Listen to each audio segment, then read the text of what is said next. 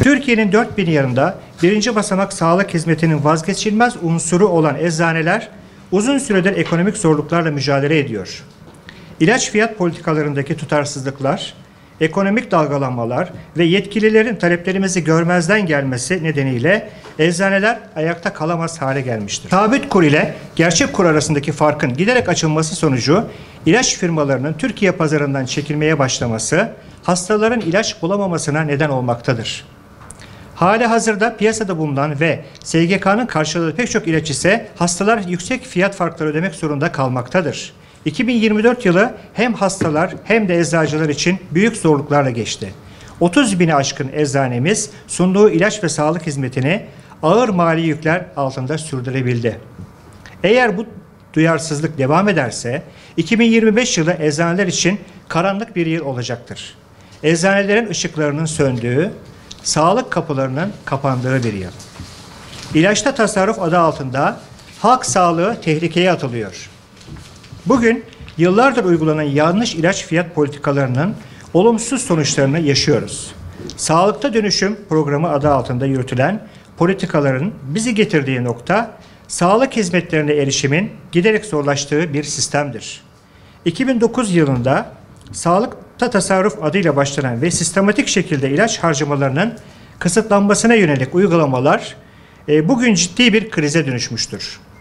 Son 15 yılda ilaç harcamalarının gayri safi milli hasıla içindeki payı yarı yarıya düşürülmüştür.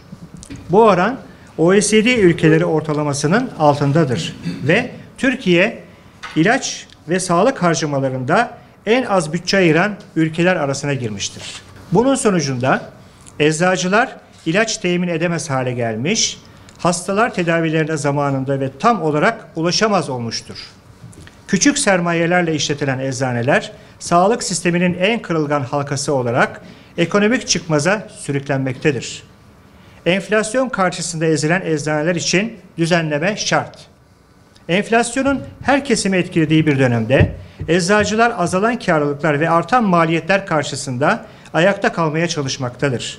Bu nedenle ilaç fiyat kararnamesinin enflasyon oranlarına göre güncellenmesi ve eczanelerin sürdürülebilir bir gelir modeline kavuşmasını sağlamak için her fiyat güncellemesiyle karlılık baremlerinin otomatik artması uygulamasının acilen hayata geçirilmesi gerekmektedir. Yüksek muayene ücretleri ve hasta katılım payları geri çekilmelidir. Son olarak sağlık uygulama tebliğinde yapılan düzenleme ile hasta katılım payları %542'ye varan artışlar yapılmıştır. Emekliler, asgari ücretliler ve özellikle kronik hastalığı olan vatandaşlarımız için bu artış kabul edilemezdir. Üstelik hiçbir ilgisi olmamasına rağmen muayene ücretlerinin tahsilatı eczanelere yaptırılmaktadır. Eczacılar olarak SGK adına muayene ücreti tahsil etmek istemiyoruz. Bu uygulama vatandaşlarımızla eczacılarımızı karşı karşıya getirmekte ve meslektaşlarımızı zor durumda bırakmaktadır. İlaç temin protokolü gecikiyor, eczaneler zor durumda. Türk Eczacıları Birliği ve Sosyal Güvenlik Kurumu arasında ilaç temin protokolü 1 Ekim 2024 tarihinde sona ermiş ancak 4 aydır yeni bir protokol imzalanmamıştır. Bu belirsizlik eczaneleri ve hastaları büyük bir risk altına sokmaktadır.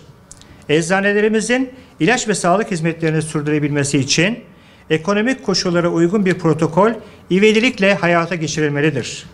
30 bini aşkın eczanenin ayakta kalması, hastalarımıza hizmet sunumuna devam edilebilmesi ancak gerçekçi koşullarda ve tam bir mutabakatla hazırlanacak, imzalanacak protokole bağlıdır.